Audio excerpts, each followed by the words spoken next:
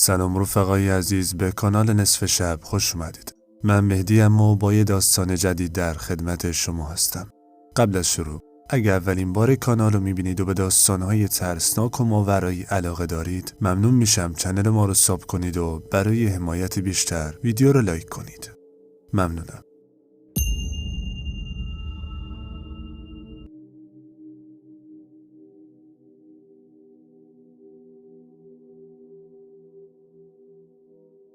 سلام، من محمود هستم. 23 سالمه و قصد دارم یکی از اتفاقاتی که برا من و بابام افتاد و براتون تعریف کنم. تمام اینا برمیگرده به تابستون سال 93. همه چی خوب پیش میرفت تا اینکه بابام تصمیم گرفت به دوست قدیمیش ناصر تو خاص سر بزنه و اونجا چند روزی بمونه. بابام حدود چند هفته‌ای اونجا موند تو گاوداری دوستش، اما در طول این مدت که اونجا بود دوستش ناصر یه نفر رو بهش معرفی کرده بود به اسم کاووس. کاووس مردی محترم و خوشرو بود، اهل دل و شوخی، با اینکه اصلاً به سنش نمیخورد. تو اون مدت بابام با کاووس خیلی خوب آشنا شده بود و از شخصیتش خیلی خوشش اومد. بابام میگفت بین صحبتامون فهمیدم که کاووس یه عمل جراحی تو بغداد داره. منم دوست داشتم بهش کمک کنم. هرچی کاووس تعارف کرد من نمیذاشتم و اصرار میکردم. من تا اون لحظه هنوز کاووس رو ندیده بودم، ولی بابام همش ازش تعریف میکرد که باعث شد منم خیلی دوست داشته باشم اونو ببینم. خلاص بابام کاووس رو دعوت کرد خونه و منو باهاش آشنا کرد. کاووس انقدر شوخی کرد که دلمون از خنده ترکید. فکر نمی کردی 55 سالش باشه. با اون همه سال خیلی شوخی می کرد. همون روز بود که عموم تقی به بابام زنگ زد و گفت یه سری مهمون دعوت کرده و دوست داره ما هم برای شام حاضر بشیم. بابام آدرس رو ازش گرفت. خیلی دوست داشتیم از کاووس تو خونه خودمون پذیرایی کنیم، ولی اونو با خودمون بردیم مهمونی. حدود ساعت 7 شب بود که تصمیم گرفتیم به سمت مقصد حرکت کنیم. جاده تقریباً خالی بود. تو مسیر بودیم که حدود 3 کیلومتر مونده بود که بابام یهو سرعتشو کم کرد. از دور من و بابام یه پیرمردی رو دیدیم که با یه عصا داشت به زور راه میرفت. بابام ماشین رو خاموش کرد و گفت بذار کمکش کنیم، گشنه‌ای چیزی نباشه. کاووس گفت چی شده؟ چرا ماشین رو خاموش کردی؟ بابام جواب داد وایستادم ببینم این بنده خدا کمک نمیخواد. اینجا کاووس سریع جواب داد پیاده نشو، این آدمیزاد نیست. خشکمون زد. بابام گفت یعنی چی؟ کاووس جواب داد الان باور نمی کنی؟ یکم صبر کن، حرکت نکن، الان خودت متوجه منظورم میشی. بابام ماشین رو روشن کرد ولی حرکت نکرد. منتظر بود پیرمرد رد بشه. پیرمرد نزدیک ماشین شد و بعدش فقط یه سگ سیاه از کنار ماشین رد شد و خبری از پیرمرد نبود. کاووس گفت دیدی گفتم انسان نیست؟ حرکت کن. پدرمم بلا فاصله سرعتشو گرفت و حرکت کرد. من از ترس فقط میلرزیدم و عرق سردی تو صورتم میریخت. ولی هم من و هم بابا جرأت نکردیم از کاووس چیزی بپرسیم که چطوری اینو فهمید. وقتی جلوتر رفتیم رسیدیم به یه جاده خاکی که نزدیک باغ عموم بود. راه زیادی نمونده بود که رنگ زرد چراغا از دور معلوم شد. یهو کاووس گفت متاسفانه محمد تقی جای خوبی رو انتخاب نکرده واسه مهمونی. بابام بهش گفت اینجا پاتوق جدید داداشمه. کاووس جواب داد خدا به خیر کنه. هم من و هم بابا هر دوتامون تعجب کردیم که چرا کاووس اینطوری حرف میزنه. ناگهان کاووس ادامه داد خیر انشالله، ولی بهش بگو ساعت که به بامداد نرفته از اینجا دور بشه، حداقل یه 15 کیلومتری. بابام علتشو پرسید که کاووس گفت اینجا پر از اجنه است. اینجا چشای من و بابام از تعجب زده بود بیرون. نمیدونیم اینا رو از کجا میفهمه. ولی خب داشتیم راهمون رو ادامه میدادیم. چیزی نمونده بود که یه مردی رو دیدیم با لباسی سفید و عرقچین پشت باغ نشسته بود. درست جایی که لامپ بهش میخورد. کاووس تا اونو دید گفت اون مردو که میبینید اونم آدمی زاد نیست. اون یه جنه که از این باغ مراقبت میکنه. داره جمعشون نگاه میکنه. دیگه خیلی ترسیده بودم. بابام با ترس گفت خب خیر انشالله. فعلا اینو بهش نمیگیم که مهمونی خراب نشه. کاووس گفت باشه. من و بابا تو شوک بودیم که کاووس همچین چیزای عجیب غریبی را از کجا میدونه. به جمع عمو و دوستاش رسیدیم و سلام و احوال پرسی کردیم. عمو ازمون استقبال کرد. نشستیم کمی حرف زدیم. یه لحظه آتیش رو دیدم و تعجب کردم. آخه عموم همیشه آتیش رو روشن میذاشت و این اولین باریه که میدیدم آتیش رو خاموش گذاشته. من و بابام دیدیم که یکی از بچه‌ها هر چند دقیقه‌ای میومد و سعی میکرد آتیش رو روشن کنه و به عموم اشاره میکرد که چوب اضافه کنم بهش. کاووس نگاهی به بابام کرد و گفت من بهت گفتم اینجا جای خوبی نیست. فقط من کنار بابام بودم که اینو شنیدم. تو نگاه‌های آقا کاووس میدیدم که انگار راحت نبود.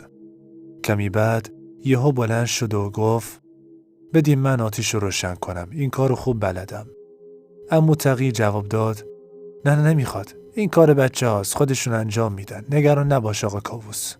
ولی کاووس گفت نه نگران نباش. تجربه خوبی تو این کارو دارم. عمو تقی به پسرش اشاره کرد که با کاووس بره و کمکش کنه. کمی که گذشت حدود 2 دقیقه بعد آتیش روشن شد. عمو تقی کلی از کاووس تشکر کرد و میگفت از اول غروب هر کاری میکردن روشن نمیشد. کاووس جواب داد فقط بایستی جاش رو عوض میکردین. کاووس به من و بابام گفت بیا جامونو عوض کنیم نزدیک آتیش باشیم. کمی بعد از حرف زدن شام خوردیم و گرم صحبت شدیم. صحبت از اجنه و پری و داستانای قدیمی شد. بعد از کمی حرف و اینا یه دفعه کاووس زد زیر خنده. همه گفتن چی شده آقا کاووس؟ خندت گرفته؟ حتما یه خاطره‌ای، جوکی چیزی داری. بگو گوش میدیم. کاووس گفت والا قبلا یه اتفاقی برام افتاد. حالا اونو بی خیال. اگه همین اتفاقی که تازه برامون افتاد و بهتون بگم شاید باور نکنید. عموم به بابا نگاه کرد که بابا گفت حالا بذار کاووس تعریف کنه بعدن خودم میگم. کاووس شروع کرد. گفت من از قدیما عاشق شکار بودم و دل قوی داشتم. یه روز به یه جایی رسیدم که یه دره عمیقی اونجا داشت.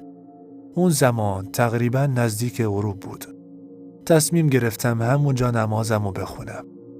یهو همونجا صدای جیغ یه زنی بلند شد. ولی هرچی نگاه می کردم هیچ کس نبود.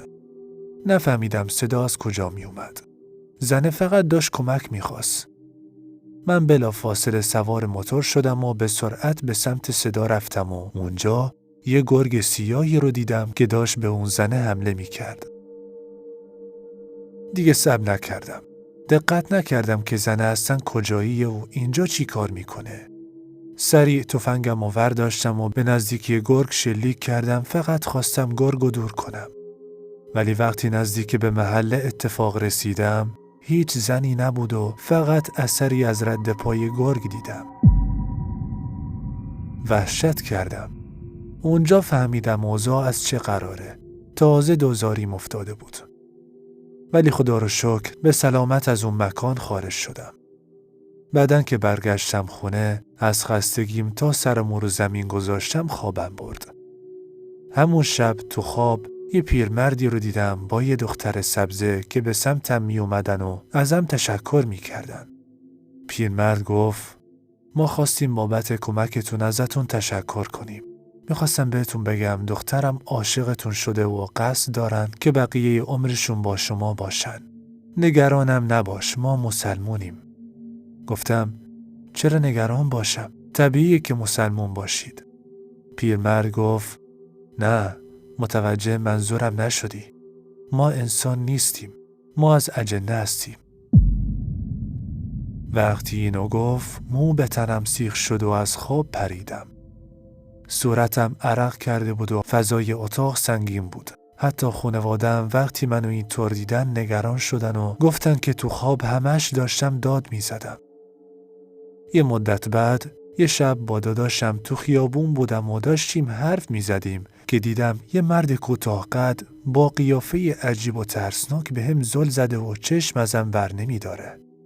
از قیافش و نگاهاش تعجب کردم. به داداشم گفتم اون مردو ببین چطوری بهم زل زده؟ داداشم گفت کجا رو میگی؟ اونجا که کسی نیست.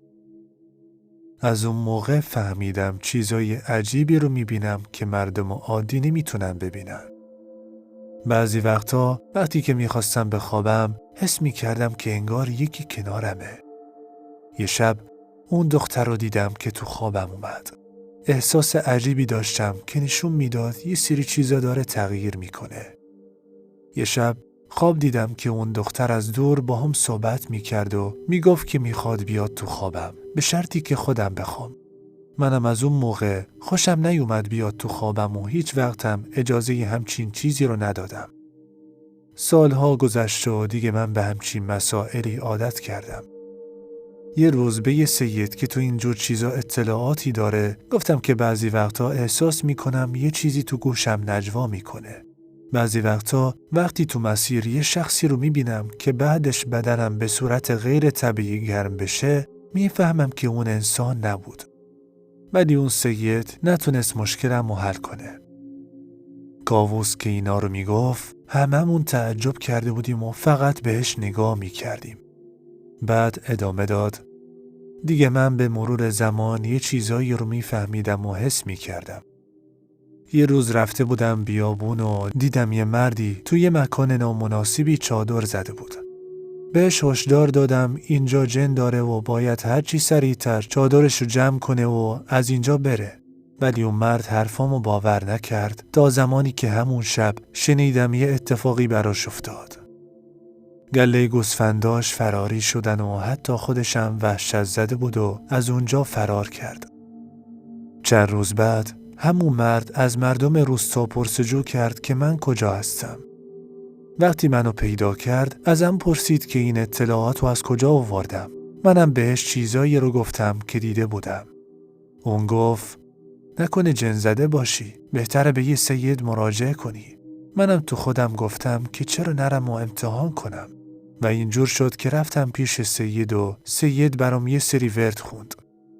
اون موقعی که میخوند خوشبختانه هیچ مشکلی نداشتم و چیزی نبود که منو اذیت کنه. سپس ازم پرسید که قضیه چیه. وقتی همه چی رو براش توضیح دادم گفت من تو اینجور مسائل ماهر نیستم، اما میدونم که جنا میتونن عاشق انسانا بشن و باعث آسیبم بشن. ما فقط میتونیم به جن زده ها کمک کنیم. ولی تو جن زده نیستی. کلن تا به حال همچی موردی ندیدم. ولی خدا رو شکر شما مشکلی که ندارین. وقتی از پیش سید رفتم الان سالهاست که احساس میکنم چیزای عجیب غریب میبینم.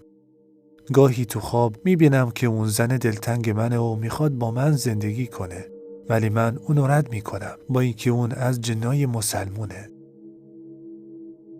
وقتی کاووس این حرفا رو گفت همه از حرفاش تعجب کرده بودن. کاووس رو به عموم کرد و گفت حالا که حرف از این مسائل شد من بهتون میگم که این باغ شما خیلی دور نیست. اتفاقاً نزدیک به جایی هست که جنا زندگی میکنن.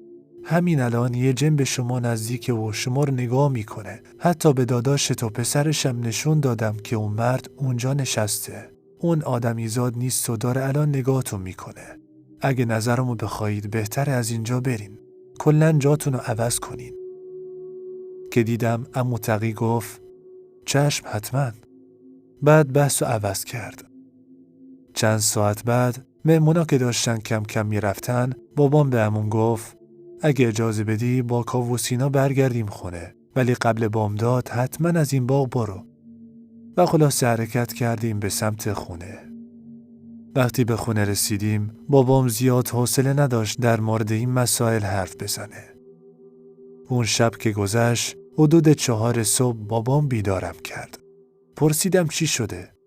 گفت عموت زنگ زد کمک میخواد. گوسفنداش از تو باغش فراری شدن و چوپانش هم معلوم نیست کجا رفته. سریع لباسامو عوض کردم و کاووس پرسید چی شده. ماجرا رو بابام برا کاووس تعریف کرد و کاووس در جواب گفت منم میام. بابا اصرار کرد که نمیخواد و از این حرفا، ولی کاووس اصرار کرد و گفت میخوام کمک کنم. وقتی رسیدیم عمو از یه جا در حال دویدن بود و بقیه از یه طرف دیگه، ولی خدا رو شکر به چوپان و گله رسیدیم. وقتی از عموم پرسیدیم چی شده گفت نمیدونم چی شده، یهو یه صداهایی از اطراف بلند شد که گله به شدت ترسید و فراری شدن. وقتی به گله نزدیک شدم چند تا سگ در حال دویدن بودن. چند تا بچه از دورم در حال تماشا بودن. نتونستم بفهمم این بچه ها کیان. که دیدم کاووس به عمو گفت من بهت گفتم اینا چیان. اینا انسان نیستن، اینا جنن. حتی اون سگا هم جن بودن. ولی خدا تو شکر کن که الان سالمین. بابام به عموم گفت شنیدی کاووس چی گفت؟ پاشو از اینجا بریم و گله‌تو وردار. بعد چند دقیقه عمو تقی با ما اومد و نصف وسایلشو آورد و از اونجا دور شدیم. کمی بعد به یه جایی رسیدیم که کاووس گفت اینجا دیگه مرز اوناست، اینجا در امانید، ولی بهتر این منطقه رو عوض کنی تقی. اگه خورشید طلوع کرد چادر و بقیه چیزاتو وردار و از اینجا دور شو. بعد از اون اتفاقات با جون و دل حرفای کاووس رو باور کردیم. ولی خب اولش فکر میکردیم شوخی میکنه و میخواست فضا رو عوض کنه. ولی وقتی دیدیم این اتفاقات افتادن به حقیقت حرفاش پی بردیم. واقعا عمو تقی باید مدیون کاووس باشه که یه نوعی با اجنه در ارتباطه. سالها از این ماجرا میگذره، ولی یادش بخیر.